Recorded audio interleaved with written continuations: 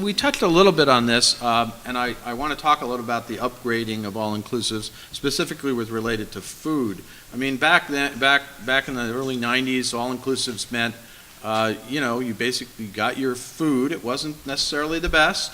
You got a room that was pretty nice. You were on a beach somewhere, and you pretty much could package that and have a fairly inexpensive vacation. But now with the upgrading of all-inclusive, back in the late 90s was the first time I ever heard of a 5-star all-inclusive. And maybe we could talk a little bit about that, how the upgrading in terms of food, accommodations, I mean, how has that happened so quickly? Anybody want to take it? Frank? Yeah, it's really a byproduct of people vacationing and wanting to have an experience that equal or better to what they have at home.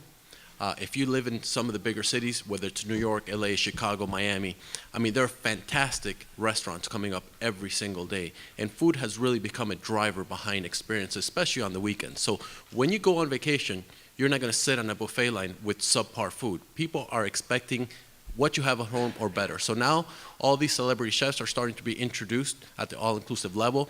The quality of the food is starting to be stepped up. The quality of the drinks are starting to be stepped up because people are demanding it. Now, not every single all-inclusive is stepping up, but it's just like when you're home.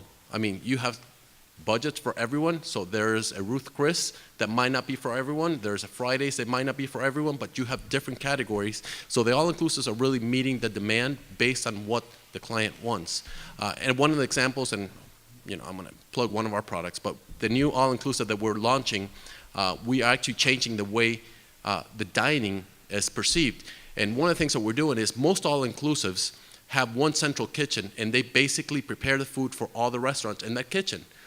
What does that mean? Well, that it's going to be very, very similar.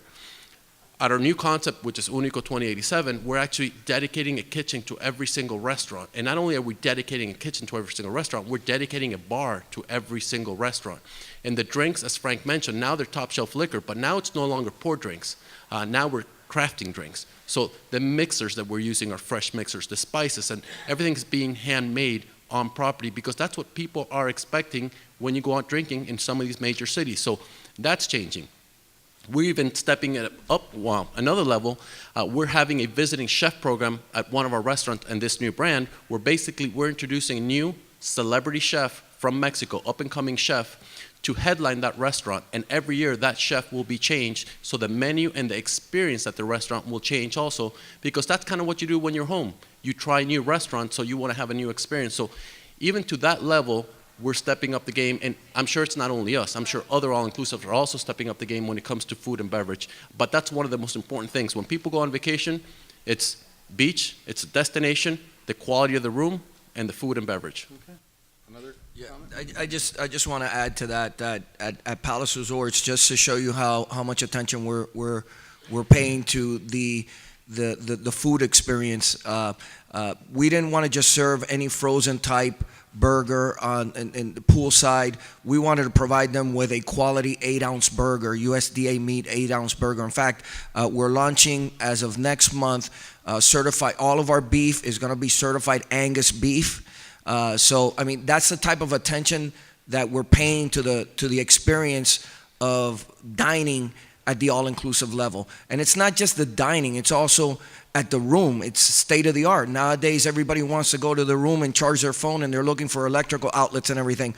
All of our rooms now are going to include USB ports, and not just one, multiple USB ports, because people have multiple devices. We also have smart TVs in the room, Apple TVs.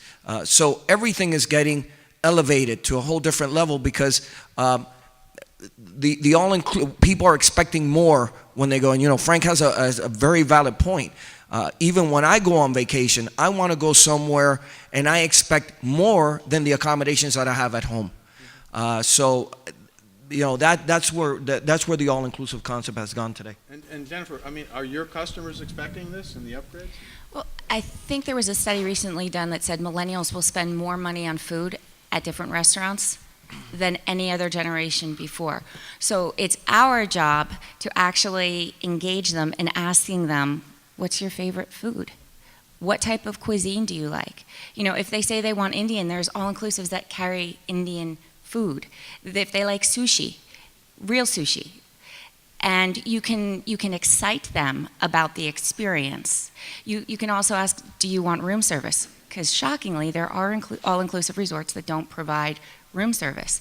And even beyond that, what's a club level nowadays? It's everybody's getting the butler service. Do you want that? So where we can actually pull away from online sites is by asking questions that the consumer might not have even thought about when they're searching based on the criteria of a destination and a budget and a nonstop flight.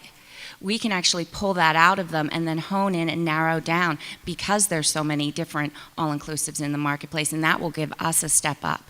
Okay, yeah, well, you remember the days when the great new restaurant was the Japanese steakhouse in Teppanyaki, and everybody started to have those, and now, boy, it's just exploded well beyond that, and you have so many different specialty restaurants. Any other comments from this side of the panel? Yeah, so true story. The best lasagna I've ever had was at Secrets Maroma Beach in Riviera Maya at their Portofino restaurant. So the quality that these resorts are reaching is really top notch. And that's an important aspect. I also think that's an important reason why all of us as distributors need to go down and experience some of these products, because it's surprising how good their product is. I'd also say one of the other differentiators nowadays is level of service, and service is a much harder thing to sort of judge, in that there's not a sort of amenity associated with level of service. And so that's where really doing the research and really understanding what a property offers there makes a big difference. There are some properties that are absolutely beautiful, but the service is just not at that level. I went to a Sunscape in Puerto Plata, which is kind of the family budget option, and their service was every bit as good as at a high-level 4.5, 5-star property. So it varies a lot, and it's an important part of the experience. Scott, you got a comment? Yeah, I would say that probably what's happening in all-inclusive is also reflective of what's happening when people are traveling in general. If you go back, 10, 15 years ago, you would have very specific tours that focused on, something gourmet or gastronomy and even wellness to a point. But if you fast forward to today, that's all ingrained into the ethos of a lot of these properties and everything that they do. It's no longer have to be something special or pulled out to experience wellness or cuisine. It's something that people expect in everything that they touch. And some of the properties have done an amazing job having a little bit of a hyper focus on them, like Zoetry around wellness, and other brands that focus on gourmet. But the one thing that's common is it's going to be uncommon to have frozen burgers and things like that. It's just blending itself more into how people want to experience travel at all levels. So I think that what we're seeing is reflective in a larger scale.